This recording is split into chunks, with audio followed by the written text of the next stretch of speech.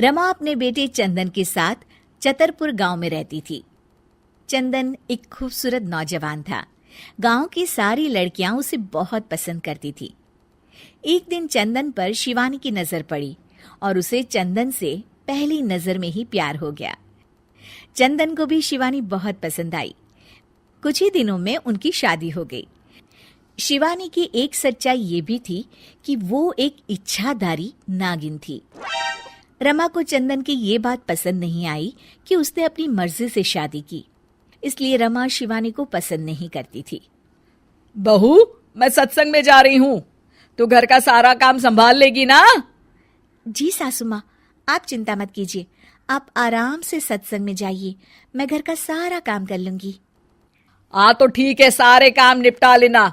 बर्तन धो देना, कपड़े भी पड़े हैं वो भी सुखा देना, और घर में फिनाइल वाले पोछे से सफाई भी कर देना। और ये देख, ये बाजार से सामान की लिस्ट लिखी है, उसे भी ले आना। हाय, शिवानी मन ही मन बोलती है, इतना सारा काम, बाप रे, बहुओं को क्या ये सारे काम करने पड़ते हैं। रमा सत्संग के लिए चली जाती है।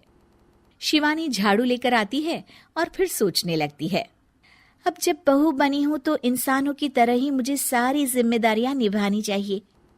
पहले मार्केट जाकर सामान ले आती हूँ, फिर घर का काम कर लूंगी।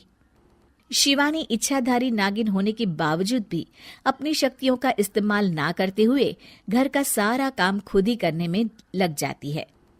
थोड़ी देर बाद उसे बहुत थकान महसूस होती है। उफ़ो, एक बहू को इतना सारा काम करना पड़ता है। इसका पता होता तो कभी शादी ही नहीं करती। बाप रे। घर के काम करते करते उसकी कब आंख लग जाती है उसे पता ही नहीं चलता। शाम को जब उसकी सास के आने का वक्त हो जाता है, दरवाजे की घंटी बजती है और शिवानी की नींद टूट जाती है।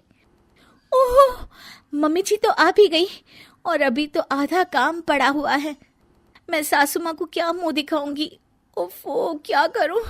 एक काम करती हूँ, अपनी शक्तियों का इस्तेमाल कर ही लेती हूँ।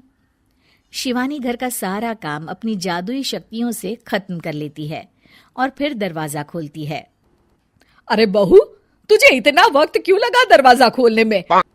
माफ कीजिएगा सासू माँ, मैं सो गई थी। ओह, तो तू सो रही थी। फिर जो काम मैंने तुझे दिए थे वो तो हुए नहीं होंगे। सब कहने की बातें होती है। रमा घर में आती है और देखती है कि सारे काम हो चुके हैं। वो एकदम चौंक जाती है। अरे, इसने तो सारे काम कर दिए, वो भी इतने अच्छे से। ये इंसान के भेस में कोई चुड़ैल तो नहीं है? अब क्या हुआ सासू माँ, आप क्या सोचने लग गई? अब कुछ नहीं। चलिए खाना खा लेते हैं। अगले दिन शिवानी रसोई में काम कर रही होती है, तभी वहां उसकी सास आ जाती है। बहू, आज ना मेरी कुछ सहेलियां आने वाली है, तुम कुछ अच्छा सा बना देना उनके लिए खाने में। अब जी मम्मी जी। रमा के जाने के बाद शिवानी अपनी जादुई शक्ति से सारा काम कर देती है। शाम को रमा की सारी सहेलियां आती हैं। अरे रमा, अपनी बहू से तो मिलवा। रमा शिवानी को बुलाती है। शिवानी बहुत ही सुंदर थी। रमा की सारी सहेलियां उसे देखकर चौंक जाती हैं। अरे रमा, तेरी बहू तो बहुत ही सुंदर है। अपने बेटे के लिए चुनकर बहू ढूंढी है तूने। ये लीजिए, आप ये कचौड़ी खाइए। रमा की सभी सहेलियां खाना खाती हैं और उन्हें खाना बहुत पसंद आता है। अरे वाह भाई वाह, रमा मान गए तुम्हारी बहू को, कितना अच्छा खाना बना लेती है। उस दिन पूनम की रात होती है और शिवानी घर के कामों में इतनी उलझी रहती है कि उसे याद ही नहीं रहता कि हर पूनम की रात को वो अपने असली रूप में आ जाएगी। वो रसोई में काम कर रही होती है, तभी उसका असली रूप सामने आने लगता है। शिवानी ये देखकर घबरा जाती है। हे भगवान, मैं तो भूल ही गई थी कि आज पूनम की रात है। बाहर तो सासू माँ और उनकी सहेलियां आई हुई हैं। अब मैं क्या करूं? क्या शिवानी का राज सबके सामने खुल जाएगा? जानने के लिए देखिए इच्छाधारी बहू पार्ट 2।